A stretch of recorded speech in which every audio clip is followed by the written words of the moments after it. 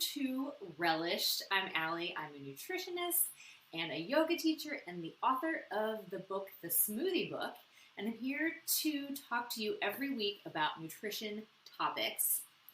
Super excited for today. As always, we're going to be talking about parsley, the background information about it, some interesting uses for parsley. So many different cuisines use parsley, and some health information. Then we're going to do an awesome recipe called Scrambled Eggs with sumac and pine nuts and parsley. Really excited. That combination sounds very interesting for scrambled eggs, so I can't wait to try that. So, in the meantime, we're going to be talking parsley during the show. I'm going to put my fresh parsley. This is from our garden. I'm going to put my fresh parsley back here. And please, if you have any questions or comments, I love talking about the topic with you in the chat. So, I have that open right down below, so I am available to check for questions and comments anytime during the show. So, please join the conversation. Okay, so let's get started talking parsley. What is parsley, first of all? Parsley is a flowering plant from the Apiaceae, I always say that, Apiaceae family, which is also the same family that celery and cilantro are in. And it's native to Central and Eastern Mediterranean region. The list of countries in this region is pretty big. I'll touch on a few, but it's basically all of the central and eastern part of the countries that go around the Mediterranean, such as Lebanon, Israel, Cyprus, Turkey, southern Italy, Greece, Portugal, Spain, Morocco, Algeria, and Tunisia. So, kind of a big range. So that's where it's from. It's believed to originally grown in Sardinia, and then it was cultivated around the 3rd century BC. Before it was cultivated more than 2,000 years ago, parsley was used medicinally before it was actually eaten. So the Greeks thought of it as a very sacred herb or plant, and they used to decorate athletic winners from events with parsley, and they also used to decorate tombs with it as well. And the Romans were, from the research that I did, the Romans were the first group of people to use parsley as a garnish, like as an herb. So, speaking of Greece and Rome, let's talk about how it's used in so many different cuisines. It's kind of amazing. So, parsley, typically the main cuisines, the main cultures that use it are the Middle Eastern culture, Mediterranean, Brazilian, and American. I know there are more, but those are the ones we're kind of going to touch on today. And the recipe that we're going to do is also Middle Eastern. Super excited. Curly leaf parsley is typically used as a garnish, especially I remember used to always see that as a kid, as a garnish on dishes in the United States. Green leaf, the flat leaf green parsley, is also used as a garnish on a lot of different dishes, such as potato dishes that are maybe like mashed potatoes. You know, you chop it and then you sprinkle it on top and it just makes it really pretty. It always adds color, a little bit of flavor. I think it's a great substitute for cilantro if you don't like cilantro, because you still get that color, that earthy herbal flavor. It's also used as a garnish on rice dishes like risotto, lamb, steak. It's used in a lot of different stews, like in the actual stew and as a garnish. So that's interesting. I use it a lot. I asked Raphael, my husband, if he would plant some in our garden this year, because that's the herb that I always want to use, because it's just such a great addition. It doesn't add a whole lot of flavor, but adds color, adds a little bit of texture. So thumbs up to parsley. That's what I say. Okay, so what else? In Central Europe and Eastern Europe and Southern Europe, as well as Western Asia, it's often chopped and sprinkled on top of dishes, kind of like what we were just talking about. And then, I didn't even know about this, but there's also root parsley, which looks kind of like a parsnip, or like a white carrot in a way. It's a root vegetable, and that is very common in Central, Eastern, and Southern European dishes. It's used as a snack. It's added to stews and soups and casseroles. I'd like to try that. I don't know if we can find that here, but I want to find out if we can. Parsley seeds are also used in cooking, which add a stronger parsley flavor. I've never used parsley seeds, but I'd like to try that as well. I wonder if you could toast them and use them like in sauces like you do with like the coriander seeds. So, I don't know. Interesting. Let's see. Southern and Central Europe, there is the bouquet garni, which is a bundle of fresh herbs used to make stocks and stews in Southern and Central Europe. So, that's also a good way to use parsley. French cuisine, I'm going to go through a lot of different cuisines. This is just very, very interesting. French cuisine, it's used as a topping for soups a lot of times, and toppings for salads, and also open-faced sandwiches, which I thought was interesting, and pâtés. And there is a mixture called persillade in French cooking, and it's a mixture of garlic and parsley that's added to a lot of dishes as well, which I feel like I add that to a lot of things too, so I didn't even know I was using persillade, but I am. Okay, Italian cooking. Parsley is used a lot. Makes sense. The flat leaf parsley is Italian. And that is, if you've ever heard of gremolata, which is a mixture of parsley, garlic, and lemon zest, that's used in stews. You see that in a lot of dishes here in the United States. It's added to a lot of like sauteed vegetables. I know I've had like roasted asparagus before with gremolata. So there's also an Italian salsa verde, which is green sauce, which is a mixture of parsley, capers, anchovies, garlic, and sometimes bread that's been soaked in vinegar. And I feel like that's added to a lot of sauteed or roasted vegetables or fish as well. Super good. Super, super good. And in England, parsley, there's a parsley sauce that is like a roux-based sauce. So a roux is when you use butter and then flour to make kind of a base of a sauce, and then add vegetables like onions and carrots, and then you add this parsley sauce, or add parsley and it makes kind of a roux-like sauce, and that's served over fish in England. Brazil, freshly chopped parsley and freshly chopped scallion or green onions are added to a lot of different ingredients. Such as, the list is super long that I found, but basically every dish. Chicken, fish, rice, beans, stews, soups, salads, vegetables, and stocks, like vegetable or chicken stock or whatever. So basically everything. So it's very prominent in Brazilian cooking as well. And in Middle Eastern cooking, it's added to a lot of salads like tabbouleh. That is a mixture of very finely chopped parsley and mint and bulgur wheat and sometimes tomatoes and olive oil and salt and pepper and spices. It's a delicious, delicious salad. I really, really like that salad.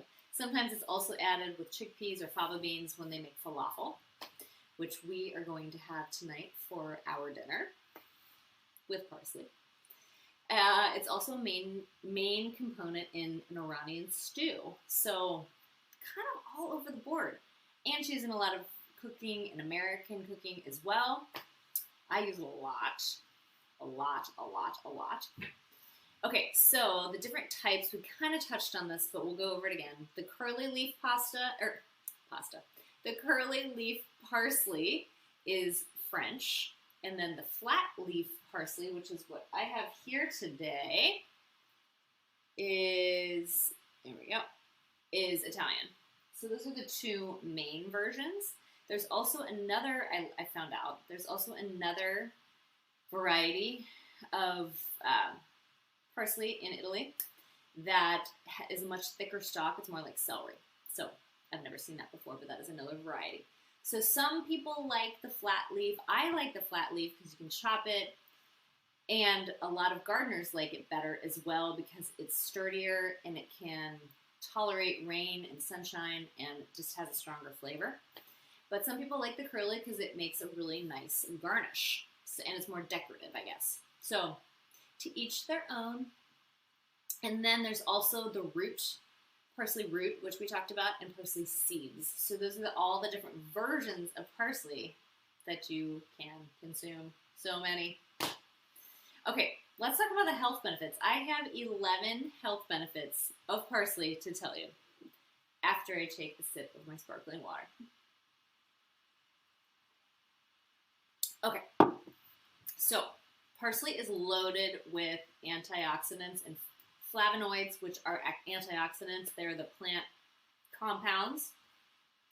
So there are three main ones that I found out about called luteolin, apigenin, and myricetin. Those are the three flavonoids, the antioxidants that you're going to find in parsley. And I'm going to go into a little bit more detail of what those antioxidants do, but general blanket statement, antioxidants are so good for us. They battle all those free radicals, help our immune system. We're going to talk a little bit more about them down the road. Parsley is also a great source of vitamin A and vitamin C and vitamin K. So vitamin A, we know, has all those carotenoids, the beta carotene, good for our eyes, and the vitamin A also has that lutein and the zeaxanthin, which are two antioxidants that help prevent macular degeneration, which is an eye issue that some people get later in life. Vitamin C, as we know, is a great antioxidant, good for our immune system, good for our skin, good for our hair. Vitamin K is also very important for our bone health and our heart health, and it's needed for proper blood clotting. So a single tablespoon of chopped fresh parsley gives us more than 70% of our daily needs of vitamin K. So that's easy to do. A tablespoon of chopped fresh parsley goes very nicely on each serving or dish that we might have. So try it out. Parsley is also a good source of minerals such as magnesium, potassium, iron, and calcium. All good things for our body. Parsley may also help our kidney health, especially if you suffer from kidney stones. There have been some animal studies out there where the rats have kidney stones. They gave them a parsley treatment. The stones were better. So, something to keep in mind. Parsley may also be good for our heart health, especially the vitamin A and all the antioxidants that are in parsley. Can help things like improve inflammation or reduce inflammation. Chronic inflammation, we know, is not good for our bodies. So, that could also help with that. Parsley may also be good for our bone health. So it's rich in vitamin K, potassium, magnesium, and calcium, and those together help our bones stay healthy, stay strong, and help with our bone mineral density. So, important stuff. Let's see what else.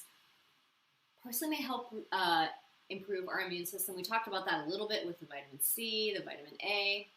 Research has also shown that flavonoid that we talked about, apigenin, which is an antioxidant, helps regulate the our immune function, by reducing inflammation and preventing cellular damage, all those free radicals, all that stuff. That's good for us. Parsley also contains a large amount, so it has the apigenin, and it also has the myricetin, which could potentially be anti-cancer agents. So I found out that cooking or drying parsley increases the apigenin, the good antioxidant in parsley. If you have the fresh, that's going to be just as good too, but it's just more concentrated. And the myricetin is the flavonoid found in parsley that some studies have shown could help prevent cancer. Parsley contains very, very high concentrations of the myricetin per 100 grams, so compared to other foods. So that's a good thing. Parsley is also a natural diuretic, which is good for our blood pressure, good for bloating, just good for in general. We're on number 10 now. Studies have also shown that parsley could help against, so you know how we all hear if you barbecue and you char your food, that could be carcinogenic. Well, they say parsley could help reduce the harmful effects of that. I don't know if it completely counterbalances it, but it could help.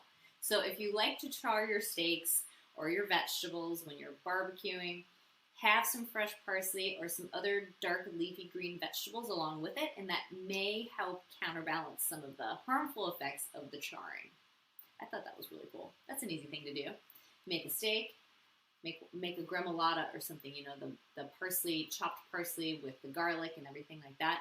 Put it on there. That could help counterbalance things. And last but not least, the myricetin, one of the antioxidants in parsley, has been studied and may help with blood sugar levels, may help prevent diabetes, could help lower blood sugar, and also decrease insulin resistance. So, not a bad thing. So quickly, we'll talk about how to buy and store your parsley. Then we're going to jump into this recipe. I'm really excited. And yeah, so parsley, fresh parsley, when you buy it, it should be, so this came from our garden, but it's very dark green. The leaves look very healthy. The stems are very healthy. So you just want it to be strong and sturdy. No yellowing, no wilting, things like that. So the best way to store it, some say put it in a bag, in a vegetable drawer, in your refrigerator. That's great. Also, I like to put it in a glass of water in the refrigerator if you have space. That keeps it really healthy and strong. I've had very wilty parsley and cilantro before, and I put it in a glass of water in the refrigerator, and it just like totally wakes it up. So if that is happening to your fresh herbs, put it in a glass of water in your refrigerator, and that will hopefully brighten it up a little bit. So you can also, if you find that you have a lot of parsley and you don't think you're going to use it or know anybody that would, you can lay it out flat on a towel, dry it out, and then once it's completely dried, then you can put it in a jar that's sealed really well and put it in a dark, cool, dark place like your pantry. And I found that curly leaf pasta is, I keep saying that, it's so funny. Curly leaf parsley is best if you have extra. Instead of drying it, it's better if you freeze it. That keeps the integrity of the crispness of it. It keeps that better. So if you have extra, freeze it, or chop it probably, and then freeze it. And then they say if you're going to use it for something like a soup or a stew or a sauce, just put it right in as it's frozen instead of defrosting it. And that should help maintain the crispness and the flavor and the quality. So, pretty awesome.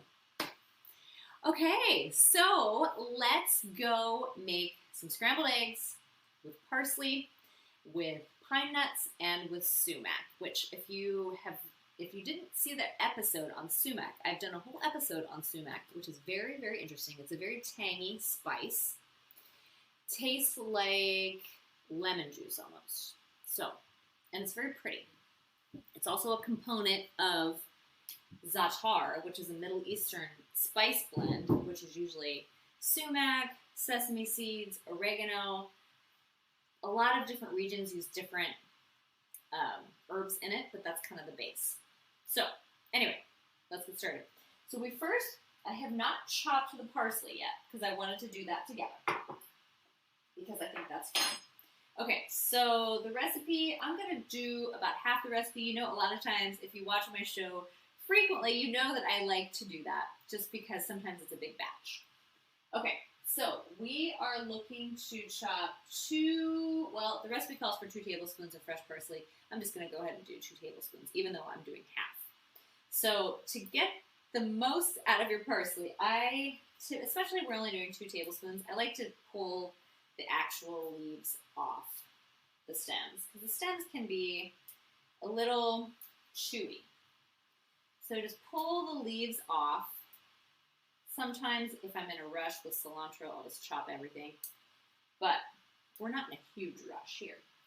And this is parsley, and typically eating the stems is just not as easy as it is with other herbs. So we got the stems, we're done with those. I'm going to put them right here. Okay, I'm going to move my egg behind here. We'll come back to that. So just put it on the cutting board. Okay, yes, so you can see the cutting board, and we're going to chop this really, really finely. So chop one way, and then I usually kind of turn it and chop the other way. Here we go. It just smells so good. It's so fresh. It smells like you're in a garden. I love that fresh herb smell. Okay, so this is probably going to be more than 2 tablespoons, but that's good because I use it as a garnish a lot. If I have too much and I've chopped it already, I put it in a jar, seal it, put it in the refrigerator, use it in a couple days, and it should be just fine. It should be just fine. Okay, so here we go. Fresh, fresh parsley. One of my favorites. Okay, so here we go. I'm just going to put that in the corner of our cutting board. And so I'm just going to read the ingredients to you. They are eggs, salt and pepper, pine nuts that have been toasted. I'm going to show you my toasted pine nuts. I already toasted them. Wanted to have them ready. Sumac, parsley, and pita bread. Pita bread's just, what you're going to eat the eggs on. Okay, so I toasted my pine nuts. They started out raw, and then I toasted them. So you just put about a tablespoon. The recipe tells you what to do. So you can toast it in the microwave, which I did not know you could do that. We don't have a microwave, so I did it on the stovetop. Heat a tablespoon of olive oil. Pour your pine nuts in there. Constantly stir them over medium-low heat, and they cook pretty quickly. They were ready in like 2 or 3 minutes. So watch them the whole time, because they will burn easily. But it smells so good. My husband was outside working, and he came back in, and he's like, ooh, it smells really good in here. And I was like, I know, it's the toasted pine nuts. It kind of smells like popcorn.